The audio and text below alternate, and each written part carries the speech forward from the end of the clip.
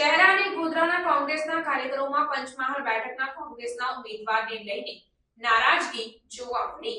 ગુજરાત પ્રદેશ કોંગ્રેસ સમિતિ ડેલિગેટ દુષ્યંતસિંહ ચૌહાણના ઘરે શહેરા અને ગોધરાના કોંગ્રેસ કાર્યકરો એકત્રિત થયા।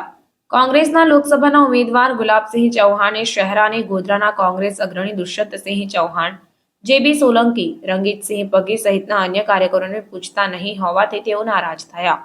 ભાજપમાંથી આવેલા હાલના કોંગ્રેસના લોકસભાના ઉમેદવાર ગુલાબસિંહ ચૌહાણ ભાજપની બી ટીમને સાથે રાખતા હોવાનું કોંગ્રેસ અગ્રણી દુષ્યંતસિંહ ચૌહાણે જણાવ્યું। ત્યારે પ્રદેશ કોંગ્રેસ સમિતિ આ બાબતે વહેલી તકે નહીં વિચારે તો અમુક કોંગ્રેસ અગ્રણીઓ અને કાર્યકરો રાજીનામા આપે તેવી શક્યતા સેવાઈ રહી છે। અમારી જે માંગણી છે કે ભાઈ આપણા ગત વિધાનસભામાં ખાતુભાઈ પગીને આપણે જ બધા ભેગા થઈને કોંગ્રેસ પાર્ટીમાંથી શહેરા વિધાનસભા લડાઈ, ત્યાર પછી જે પણ બનાવો બન્યા, કાર્યકર્તાઓ ઉપર અટેકો થયા, ખોટા પોલીસ કેસો થયા, અને આજે એ જ વ્યક્તિ જ્યારે ભાજપમાં ફરીથી જતા રહેતા હોય ત્યારે તમારે બધાની લાગણી જે છે કે કોંગ્રેસના સક્રિય કાર્યકર્તા અને વફાદાર માણસોને પાર્ટીમાં નેતૃત્વ મળે એ માગણી અમે પ્રદેશ પ્રમુખ સુધી પહોંચાડવાના છીએ। અને તમારી જે રજૂઆત છે કે ભાઈ આપણા પણ આ લોકસભાના ઉમેદવાર જે રીતે ભાજપમાંથી એ પણ આવે છે તો એની વફાદારીથી આપણી સાથે સંકળાયેલા રહેશે કે કેમ, અને આગામી આ લોકસભામાં આપણે જીતાડીને એમને મોકલીશું તો આપણી સાથે વફાદારીથી કોંગ્રેસની સાથે રહેશે કે કેમ, આ તમારી જે રજૂઆત છે એ અમે કોંગ્રેસ પાર્ટીના મોવડી મંડળને અમે તમારી વાત પહોંચાડીશું। અમારા કોંગ્રેસના જે મોવડી મંડળ હશે એમની સમક્ષ નામ પણ આપીશું, અને આ જે હોય અને અમે ખાસ કરીને અમારા ઉમેદવારને પણ કહેવા માગીએ છીએ કોંગ્રેસના વફાદાર સંગઠનને સાથે રાખીને કામ કરે।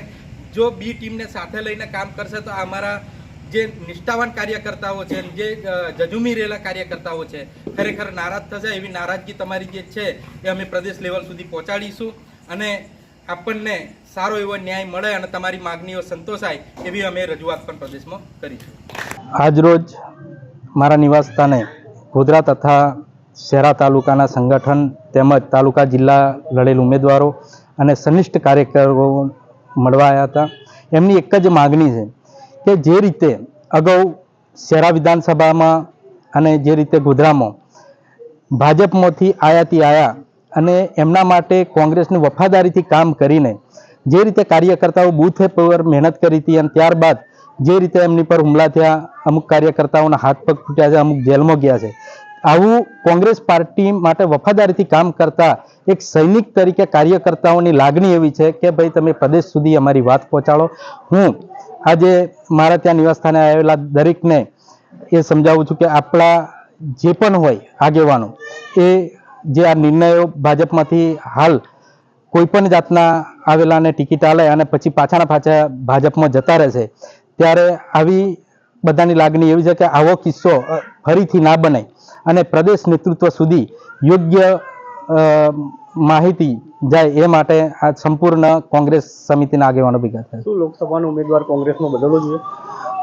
એ તો પાર્ટી નિર્ણય કરે, પાર્ટીના નિર્ણયની સાથે અમે સાથે જ છીએ, પરંતુ બધાની એક લાગણી ને માગણી એવી છે, આખા પંચમહાલ હોય, ઠાસરા હોય, બાલાસિનોર હોય, મહીસાગર હોય, વારંવાર જે રીતે તમે આખા ગુજરાતમાં અને દેશમાં જોઈ રહ્યા છો કે કોંગ્રેસ અત્યારે એક સૈનિકની જરૂર છે।